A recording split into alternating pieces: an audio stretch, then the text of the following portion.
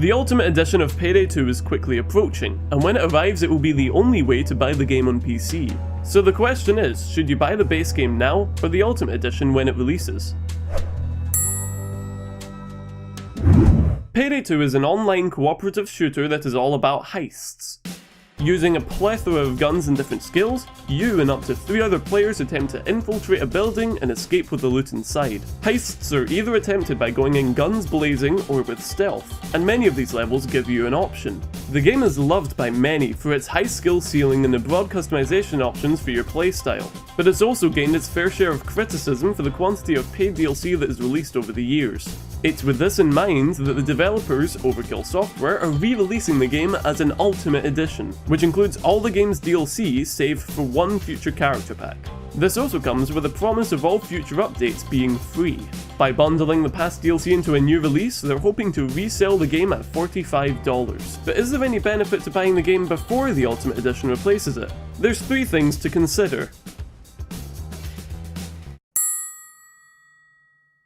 Over the last 4 years, the game has received many paid-for DLC heists, but also a number of free ones. In fact, if we look at the Loud heists first, we can see that there's 32 in the base game alone. However, some of those are only slight variants on existing ones, and some are ported from the first game. Without considering those, we have 24 different heists in the base game. As you can see, there's actually more free levels overall for both Loud and Stealth heists. However, it's worth noting that about half of the included heists are fairly simple, whereas most of the paid-for heists have more interesting set pieces and objectives. While the simple heists for both Loud and Stealth are a great introduction to the game, they become obsolete progress-wise as you get further into the game. If you want to see a full breakdown of the data, I've provided a document in the description that you can look at. Some of the DLC takes form as character packs, which give you a new character, which is completely cosmetic, a few weapons and a perk deck.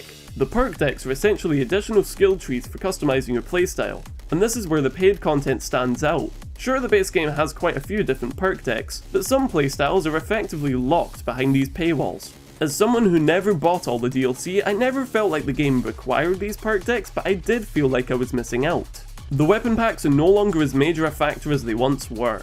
At one point, many of these packs were the only way to get certain weapons, but as time has progressed, free variants of most of the DLC weapons have been made.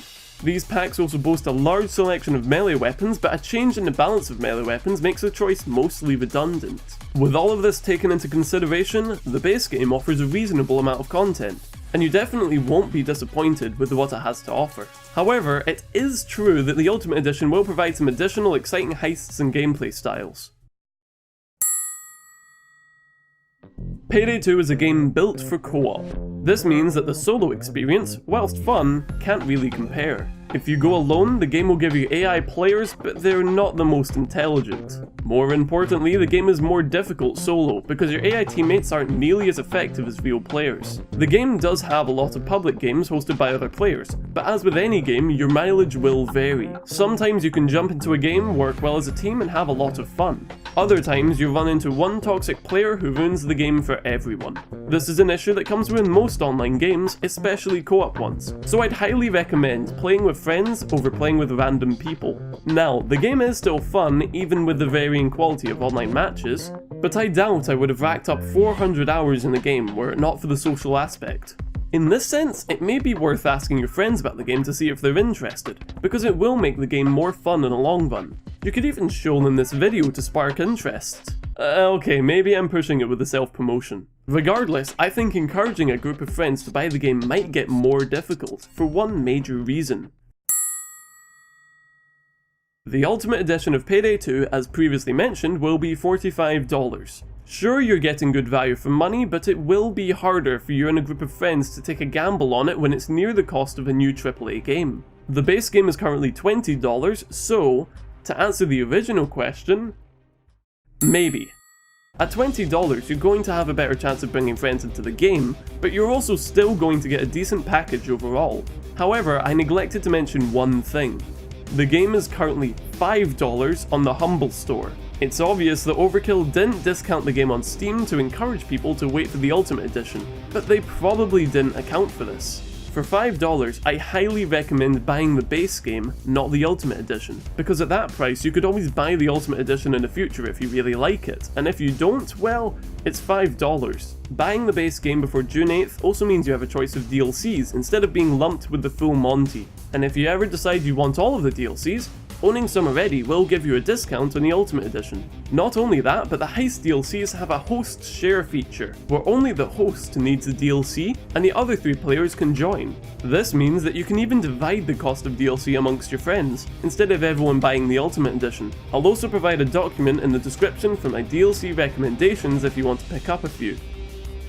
Though buying the base game now and the Ultimate Edition later may cost you $5 more in the long run, I can't recommend this option enough if you're considering trying the game for yourself. You'll have a decent selection of content in the base game alone, you'll have a better chance of convincing friends to pick it up, and you can even split the cost of DLCs amongst yourselves to save money. The game will be $5 in a Humble Store until the 25th of May. If you can't get it before then, well, the ball's in your park. And hopefully, the topics I've covered here will help you to decide. Thank you for watching. This is the first video in a series where I'm going to cover 1 or 2 main questions people have about a game to hopefully further inform their purchase. If you want a better idea of what I'm going to do, I recommend watching the channel trailer that's on the screen right now. I hope to see you around, and I'm really looking forward to what's to come.